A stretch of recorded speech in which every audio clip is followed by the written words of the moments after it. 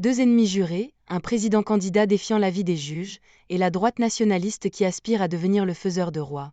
La Croatie a entamé mercredi le vote pour des élections législatives insolites, qui pourraient toutefois aboutir à un parlement presque identique à celui précédent. Premier rôle de ces élections, le président de gauche aux accents populistes Zoran Milanović et le premier ministre conservateur sortant Andrej Plenković, deux ennemis jurés de la politique croate, n'ont cessé d'échanger des noms d'oiseaux au fil de la campagne. Accusant Plenković d'être un parrain et à la tête du gouvernement le plus corrompu de l'histoire de la Croatie, Milanović a axé sa campagne sur la lutte contre la corruption, pointant notamment la nomination à un poste clé d'un juge soupçonné de liens avec des criminels. Le parti conservateur HDZ fonctionne selon le principe d'un cartel. Il n'y a juste pas de bombe ni de meurtre. Tout le reste, ça fonctionne comme un cartel, comme un narcocartel, a-t-il lancé lors de son dernier meeting de campagne. Tout en faisant fi de l'avis des juges qui ont estimé sa candidature inconstitutionnelle tant qu'il ne démissionnait pas de la présidence. Plenković, en poste depuis 2016, a aussi vanté son rôle dans l'entrée de la Croatie et ses 3,8 millions d'habitants dans la zone euro, puis l'espace Schengen. Nous avons stratégiquement placé la Croatie vers l'ouest, a-t-il martelé.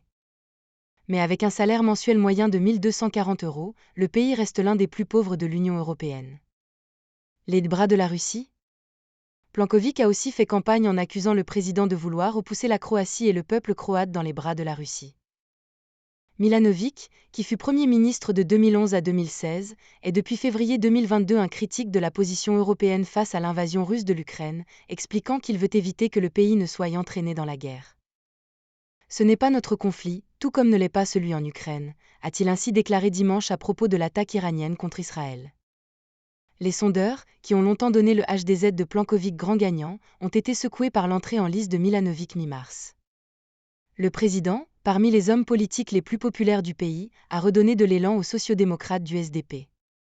Sans leur permettre de prendre la tête des intentions de vote, mais en compromettant le raz-de-marée auparavant promis aux conservateurs. Selon les derniers sondages, le HDZ pourrait recueillir 30% des voix, suivi par le SDP, avec 20% insuffisant, dans les deux cas, pour avoir la majorité des 151 sièges du Parlement.